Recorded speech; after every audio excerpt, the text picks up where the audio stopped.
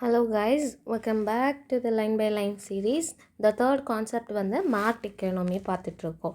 The first வந்து planned, then is a market, and then now we have a mixed economy.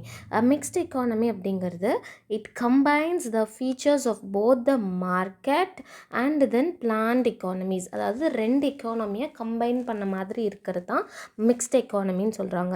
In this system, the private individuals, enterprises and the government play important role in making economic choices and decisions. இங்கே economic choices and decisions யாரெல்லாம் எடுப்பாங்க? இண்டிவிஜுவல்ஸும் எடுப்பாங்க, enterprises and government எல்லாருமே சேர்ந்து economic சாய்ஸும் பண்ணுவாங்க, டெசிஷன்ஸும் எடுப்பாங்க.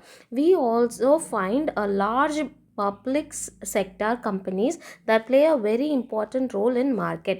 For example, large public sector அப்படிங்கிறது, for example, we will have the telecommunication அப்படிங்கிற ஒரு செக்டார் எடுத்துக்குவோம்.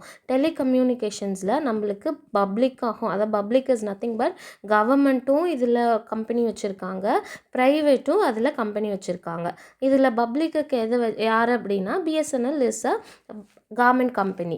ஓகே, அதர்ஸ் ப்ரைவேட் அப்படிங்கிறது ஒரு ஜியோ கம்பெனி ஆகட்டும், இல்லை ஒரு ஏர்டெல் கம்பெனியாக இருக்கட்டும், ப்ரெசென்ட்டில் இருக்கிறவங்க இதெல்லாம் வந்து கரண்ட்டில் இருக்கிறது. ஓகே, இது வந்து is an example for we also find a large public sector companies that play a very important role in the market. Here BSNL is also in the market and Jio and Airtel, this is a private, this is also in a market. அதாவது ஒரு செக்டார்லேயே பப்ளிக்கும் இருக்கும், ப்ரைவேட்டும் இருக்கும். Like you see இன் டிரான்ஸ்போர்ட்டில் பாரு, டிரான்ஸ்போர்ட்டில் என்ன இருக்காங்க, buses எடுத்துக்குவோமா. இப்போ பஸ்ஸஸில் வந்துட்டு தமிழ்நாட்டில் டிஎன்எஸ்சி பஸ் இருக்கு இல்லையா, அதுக்கப்புறம் நம்மக்கிட்ட ப்ரைவேட் பஸ்ஸஸும் இருக்குது. ஸோ எல்லாமே government bus and private bus both are running in the same roots, அவங்களும் மார்க்கெட்ஸில் இருக்காங்க. So in reality most economics have a features of mixed economic system that allows the existence of private ownership with some degree of government regulations. அதாவது இப்போ காம்படிஷன்லேயுமே கவர்மெண்ட்டும் ப்ரைவேட்டும் ரெண்டுமே ஒரே செக்டார்லேயும் இருப்பாங்க. And also ownership ப்ரைவேட்டாக இருந்தாலும் இன்னும் கொஞ்சம் டிகிரி ஆஃப் ரெகுலேஷன்ஸும் கவர்மெண்ட் தான் எடுக்கிறாங்க. ஃபார் எக்ஸாம்பிள், ப்ரைஸஸ் வந்து எம்ஆர்பி நம்ம பார்ப்போம் இல்லையா, அதாவது ஒரு ப்ராடக்ட்டுக்கு மினிமம் இவ்வளோ ப்ரைஸ் தான் இருக்கணும், இதுக்கு மேலே ரொம்ப ஜாஸ்தியாகவும் வாங்கக்கூடாது, கம்மியாகவும் வாங்கக்கூடாது, அந்த மாதிரி ஒரு ரேஞ்ச் இருக்கு இல்லையா, that is all regulated by the government only. Okay, இதுக்கு எக்ஸாம்பிள்ஸ் யார் யார் அப்படின்னா இந்தியா எப்போலேருந்து மிக்ஸ்ட் எக்கானமிக்குள்ளார போனோம் அப்படின்னா 1991க்கு அப்புறம் தான் வந்துட்டு இந்த மிக்ஸ்ட் எக்கானமிக்குள்ளார போனோம். அண்ட் சைனாவில் பார்த்தோம் அப்படின்னா 1978 இந்த மிக்ஸ்ட் எக்கானமிக்குள்ளார போனாங்க. And Germany, Sweden, all of these are in the mixed economy. Even market economies like the United States of America, Singapore have a significant government involvement in the market.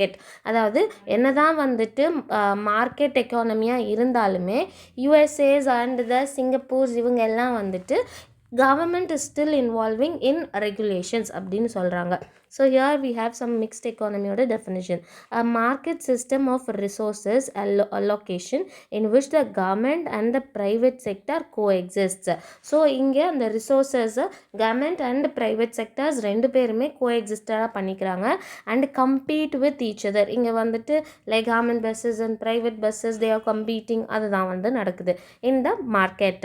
The private players are regulated by the government. Okay, for example, private bus இங்கேருந்து உங்கள் ஊருக்கு போகிறோம் அப்படின்னா, okay, like from the capital to உங்கள் ஊருக்கு நம்ம போகிறோம், Chennai to உங்கள் ஊருக்கு போகிறோம் அப்படின்னா கவர்மெண்ட் பஸ்ஸில் ஒரு ப்ரைஸ் வாங்குவாங்க, ப்ரைவேட் பஸ்ஸஸில் ரொம்ப ஜாஸ்தியாகவும் வாங்கலாம் இருக்கும் இல்லையா. பட் அப்படி government is not allowing. The range should be more or less சிமிலராக இருக்கணும் அப்படிங்கிறது தான் கவர்மெண்ட்டோட rules. So that is all regulated by the government.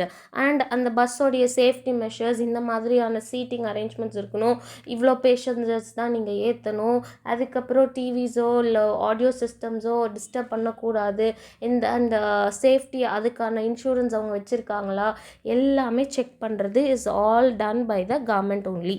And almost all economics are mixed.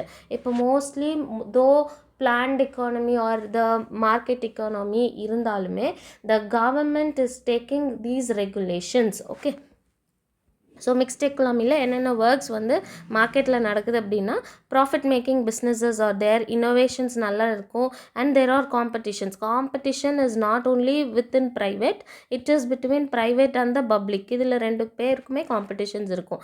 கவர்மெண்ட்டோட ஒர்க்ஸ் என்ன, ஒரு ஃபேரான காம்படிஷன் ரூல்ஸ் வச்சுருப்பாங்க. அதாவது கவர்மெண்ட் நாங்கள் வந்து 12 ருபீஸுக்கு பஸ் சார்ஜ் பண்ணுறோம் அப்படின்னா ப்ரைவேட்டில் வந்து 250ன்னு பண்ணலாம் அப்படின்னு சொல்ல மாட்டாங்க. ஸோ மோரர்லெஸ் இவங்களோட ஆவரேஜ் ஒரே மாதிரியே இருக்கிறதுக்கு தான் government will tell. So 12 rupees ஒரு சார்ஜ் உங்கள் ஊர்லேருந்து பக்கத்து ஊர்னா இங்கே மேக்ஸிமம் அவங்க என்ன ரேஞ்ச் கொடுப்பாங்க, நீங்கள் 10 to 15க்குள்ளார சார்ஜ் பண்ணிக்கோங்க அப்படின்னு ப்ரைவேட்டுக்கு சொல்கிறது. Consumer protections, so like safety and security எல்லாம் வந்துட்டு ஃபார் த பேசஞ்சர்ஸுக்கு கொடுக்கறது is all by this government only. Transparency, okay, though பப்ளிக்காக இருக்கட்டும் தோ ப்ரைவேட்டாக இருக்கட்டும், எவ்வளோ டிரான்ஸ்பரண்ட்டாக, அதாவது எங்கே எதுவுமே கரப்ஷன்ஸ் நடக்கலை, ஓகே மார்க்கெட் ப்ரைஸுக்கு நிகராக தான் போட்டிருக்காங்க, பயங்கர ப்ராஃபிட் வச்சுருக்காங்க, அந்த மாதிரிலாம் எல்லாமே டிரான்ஸ்பரண்ட்டாக இருக்கும். It is a public goods. Okay, and then welfare ப்ரோக்ராம்ஸும் அவங்க கொடுப்பாங்க. So these are all the mixed எக்கானமியோடைய role. Okay, and then public goods அப்படின்னா என்னென்னு கொடுத்துருக்காங்க, goods and services that are available to all individual without any one being excluded. யாரையாவது okay இந்த மாதிரி டிஸ்கிரிமினேஷன் இல்லாமல் எல்லாருக்குமே அந்த இது வந்து கிடைக்கணும். ஃபார் எக்ஸாம்பிள்ஸ் வந்துட்டு டெலிகம்யூனிகேஷன்ஸ், லைக் நீங்கள் சிம்ஸ் வச்சுருக்கீங்களா, பிஎஸ்என்எல், ஜியோ, ஏர்டெல்ஸ், இதெல்லாம் வந்துட்டு ஓகே இந்த கிளாஸ் பீப்புள், எல்லா கிளாஸ் பீப்புள்ஸ்க்குமே அது கிடைக்கிற மாதிரியான ஒரு ஸ்கீமில் தான் கொடுத்துருப்பாங்க. The use of public goods by some people does not prevent others from using them. For example parks ஆகட்டும், roads, police services, street lights and basic education, it is all common for every people. அதாவது ரொம்ப ரொம்ப காசே இல்லை, ரொம்ப economically ரொம்ப கஷ்டப்படுற family ஆகட்டும், பயங்கர நல்ல ரிச்சாக they have all the resources இருக்கிறவங்களாகட்டும், இது எல்லாம் காமன் ஓன்லி. ஸோ ஒருத்தருக்கு கிடைக்கிறனால இன்னொருத்தருக்கு இங்கே லாஸ் ஆகாது. So this is what they have set here. Okay, don't miss out this one. India's economic system has also evolved over time in response to changing needs and challenges. Okay, first India after independence பார்த்தோம் அப்படின்னா ஒரு type of economy system நம்ம follow பண்ணியிருந்தோம். அது கொஞ்சம் நம்மளுக்கு நீட்ஸை satisfy ஆகலை அப்படிங்கும்போது நம்ம என்ன பண்ணிட்டோம், அதிலிருந்து கிராஜுவலாக we have shifted to other economic system. In the decades after independence, India followed the more state-led approach. State-led approach public, அதாவது ஃபர்ஸ்ட் பார்த்தோம் இல்லையா, பிளான்டு மாதிரி தான் அவங்க கொண்டு போயிருந்தாங்க, சிமிலர் டு பிளான்ட் எக்கானமி மாதிரி. But government played a major role in controlling industries. So most of the industries are all controlled by the government only and allocating resources and regulating production through licence and permits. எவ்வளோ produce பண்ணணும், இவ்வளோ தான் பண்ணணும், அவ்வளோ பண்ணணும் அப்படிங்கிறது எல்லாமே government தான் வந்து டிசைட் பண்ணியிருந்தாங்க அப்போது. Okay, while many key sectors such as banking, transport and heavy industries were dominated by the public sectors. For example, banking அப்படின்னா ஸ்டேட் பேங்க் ஆஃப் இந்தியா, இது மட்டும்தான் நல்ல ஃபேமஸாக இருந்தது, அதுதான் வந்துட்டு ரொம்ப ஆத்தரைஸ்டாக இருந்தது, இப்படி இருந்தது. Okay, this is all I am telling after post independence, கொஞ்சம் வருடங்கள் 1991க்கு முன்னாடி. But after that so many அப்படி ரெகுலேஷன்ஸ் நடந்தது. நம்மளுடைய நீட்ஸை வந்துட்டு இந்த பப்ளிக் செக்டார்ஸ், அதாவது லைக் பிளான்டு எக்கானமியால் பேலன்ஸ் பண்ண முடியாத பட்சத்தில் ஸோ இன் 1991 கண்ட்ரி வந்துட்டு எக்கனாமிக் டிஃபிகல்ட்டிஸை ரொம்ப ஃபேஸ் பண்ணாங்க. லைக் அவங்களால நிறைய நீட்ஸ் பீப்புளுக்கு வந்து சாட்டிஸ்ஃபை பண்ண முடியல. அப்போது as a result government introduced a major economic reform கொண்டு வந்தாங்க. எதுக்காக? To reduce this excessive regulations. இப்போ ரொம்ப ரெகுலேஷன்ஸ் இருந்தது அப்படின்னா ப்ரைவேட்டால் ஒர்க் பண்ண முடியாது. அதாவது அவங்க சம்பாதிக்கிற பாதி ப்ராஃபிட் ஃபுல்லாக அந்த ரெகுலேஷன்ஸுக்கு, டாக்ஸேஷன்ஸாக அவங்க சொல்கிற நிறைய இதை செஞ்சு ப்ராஃபிட் இல்லாமல் இருக்கும். அதனால் நிறைய பேர் they are scared to start up and company and take a lead. So அதனால் என்ன பண்ணாங்க, இந்த ரெகுலேஷன்ஸை கொஞ்சம் ரெடியூஸ் பண்ணுவோம், கொஞ்சம் ரிலாக்ஸ் பண்ணுவோம் அப்படின்னு சொல்லிட்டு they encourage the private enterprises. Like அவங்க நிறைய சப்சிடி கொடுத்தாங்க. முன்னாடி ஒரு எக்ஸாம்பிள் நம்ம பார்த்தோம் இல்லையா, இவி ஸ்கூட்டர்ஸ்க்கெலாம் வந்துட்டு சப்சிடி கவர்மெண்ட் ஹேவ் கிவன். அந்த மாதிரி நிறைய பண்ணி they opened the economy to the global trade and investment. So அப்போ நம்ம இம்போர்ட் அண்ட் எக்ஸ்போர்ட்ஸ் எல்லாம் நிறைய பண்ண ஆரம்பித்தோம் and it increased the competitions among themselves. So once ஜியோங்கிற ஒரு telecommunication system 2015 they launched something called as 4G அப்படின்னு ஒன்று கொண்டு வந்த பிறகு what happened, there was a drastic change within 10 years. 10 yearsலேயே வந்துட்டு நம்மளுடைய the number of telecommunication usagers வந்துட்டு பயங்கரமாக இன்க்ரீஸ் ஆனாங்க. இப்போ ஃபோன் இல்லாமல் யாரும் கிடையாது, அந்த ஃபோன் இருந்தாலும் நெட்டு பார்க்காம யாருமே கிடையாது. இந்த ஒரு பெரிய ஒரு சேஞ்சஸ் வந்ததுக்கு ஒரு one of the best example is that ஒரு ப்ரைவேட் கம்பெனி அவங்க வந்து ஒரு புதுசாக ஒரு ஃப்ரீயாக ஒரு இன்னோவேட்டிவாக ஒன்று கொடுக்கும்போது what happened, other companies also started giving so many things. அதனால தான் அந்த மார்க்கெட் வந்து செம்ம பூம் ஆச்சு. Okay, and so because of the competitions only we got the கன்சியூமர்ஸ்க்கு நிறைய பெனிஃபிட்ஸ் கிடைச்சிது. These reforms gradually shifted India towards the more market orient system. அதாவது பிளான்லேருந்து நம்ம எப்படி போயிட்டோம், மார்க்கெட் ஓரியன்டாக போயிட்டோம். பட் மார்க்கெட்டுங்கிறது it is not completely market, அப்படிங்கிறது கம்ப்ளீட்லி ப்ரைவேட் தான். ஓகே, பட் நம்ம ஃபுல்லாக ப்ரைவேட் கிட்டேயும் கொடுக்காம வி ஸ்டார்டட் ப்ரைவேட்டும் அந்த இதில் இருப்பாங்க, பப்ளிக்கும் இருப்பாங்க. லைக் வி காட் அ மிக்ஸ்டாக மாறிட்டோம். புரியுதா? which is still retained the important roles for the government. You will study more about these changes in your higher grades. Okay, this is what the difference between planned market and mixed. Planned illa totally government only will take care of everything. Private வந்து ரொம்ப லிமிட்டடாக தானே private தான் வச்சுருந்தாங்க. whereas மார்க்கெட்டில் மொத்தமாக all of this are given in private, but ரொம்ப லிமிட்டடான government involvement ரொம்ப கம்மியாக இருந்துச்சு. வேறஸ் மிக்ஸ்டுங்கிறதுல ப்ரைவேட் பப்ளிக் ரெண்டு பேருமே இருப்பாங்க காம்படிஷன்ஸில், and regulations are taken care by the government only. Okay, this chapter has shown that economics is essential for making choices in the world of scarce resources and unlimited ones. ரொம்ப லிமிட்டடான ரிசோர்ஸஸும் ரொம்ப அன்லிமிட்டடான வான்ஸும் இருக்கும்போது எப்படி வந்து economics helps us to make choices, எந்த choice நான் choose பண்ணணும் அப்படிங்கிறது economics தான் ஹெல்ப் பண்ணுதுன்னு சொல்கிறாங்க. Individuals, enterprises and the government must constantly decide how to best use available resources. இருக்கிற ரிசோர்ஸஸை எப்படி பர்ஃபெக்டாக யூஸ் பண்ணும் அப்படிங்கிறதும் keeping in mind the opportunity cost of each decision. அப்போது ஒரு டெசிஷனை நான் செலக்ட் பண்ணும்போது இன்னொரு டெசிஷனை நான் சாக்ரிஃபைஸ் பண்ணி தான் ஆகணும். அதை நம்ம மைண்டில் வச்சுக்கணும். எதை நம்ம எடுத்துக்கிட்டோம், எதை சாக்ரிஃபைஸ் பண்ணோம், ஏன் சாக்ரிஃபைஸ் பண்ணணும் அப்படிங்கிறதெல்லாம் மைண்டில் வச்சு தான் நம்ம சாய்ஸ் எடுக்கணும்னு சொல்கிறாங்க. These choices are reflected in the 3 economic questions. இந்த சாய்ஸஸ் எல்லாம் வச்சு நம்ம 3 கொஷின்ஸுக்கு ஆன்சர் பண்ண ஆரம்பிக்கணும்.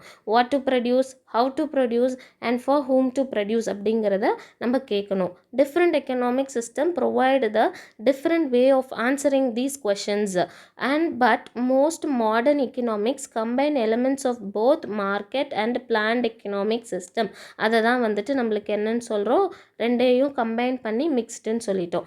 Understanding these ideas helps as appreciate how everyday decision, public policies and economic system together shape the production, distribution and the use of resource in an economy. So எதெல்லாம் combine பண்ணுறோம், like நம்ம எடுக்கக்கூடிய decisions and policies and system, இந்த system தான் வந்துட்டு will helps you எப்படி produce பண்ணணும், எப்படி டிஸ்ட்ரிபியூட் பண்ணணும், எப்படி ஒரு ரிசோர்ஸஸை யூஸ் பண்ணணும் அப்படிங்கிறதெல்லாம் is set by these peoples only. Okay, this is the summary of the lesson. புரியுதா? Okay, that's all. So before we move on, they are asking you that economics deals with how individuals and the societies make choice to use a limited resource to satisfy unlimited ones. Okay, எப்படி நம்ம இது economics தான் நம்மளுக்கு சொல்லுது. So இங்கே கொடுத்துருக்க பாயிண்ட்ஸே புல்லட்டின் மாதிரி இருக்குது. That's all. Okay, every choices involves an opportunity cost. Opportunity காஸ்ட்னா என்ன, ஒன்று நம்ம டேக் ஆஃப் பண்ணிக்கிறோம், இன்னொன்று வந்துட்டு நம்ம ட்ரேட் ஆஃப் பண்ணுறோம். ட்ரேட் ஆஃப்னா சாக்ரிஃபைஸ் பண்ணுறோம். Okay, and give up one option for the another. Every economy faces these 3 central questions. என்ன ப்ரொடியூஸ் பண்ணணும், எவ்வளோ ப்ரொடியூஸ் பண்ணணும், யாருக்கு ப்ரொடியூஸ் பண்ணணும், அண்ட் டு டிசைட். எதுக்காக இதுக்கு 3 கொஷனும் கேட்குறோம், காரணம் அந்த ரிசோர்ஸஸை எவ்வளோ சூப்பராக நம்மளால் யூஸ் பண்ண முடியும் அப்படிங்கிறதுக்காக. இந்த 3 சிஸ்டம் 3 டிஃப்ரெண்ட் சிஸ்டம்ஸ் நம்ம பார்த்துருப்போம். வில் ஆன்சர் தீஸ் கொஷின்ஸ் 3 வித்தியாசமான மெத்தடில் சொல்லியிருப்பாங்க. மார்க்கெட் எக்கனாமி வந்து மோஸ்ட்லி ப்ரைவேட் டெசிஷன்ஸ் தான். And the demand and the supplies, அதாவது மார்க்கெட்டில் எவ்வளோ ட்ரெண்டில் இருக்குங்கிறத பார்த்து தான் நம்ம அந்த டெசிஷன்ஸ் எடுப்பாங்க. வேறஸ் பிளான்ட் எக்கானமி வந்துட்டு will depend on the government control. Government only say what to produce, how to produce and all. And mixed economy அப்படிங்கிறது கம்பைன் போத், ரெண்டையுமே கலந்து. Okay, government will also help you to give subsidies and then the private will also make some sure that we are using the resources properly. Okay, is this clear? Here are these points of this chapter. This chapter is completed. Then in next video we will see the question and answers. இது எப்படி answers எழுதலாம் அப்படிங்கிறதுக்கான ஒரு idea I will give you. Thank you guys.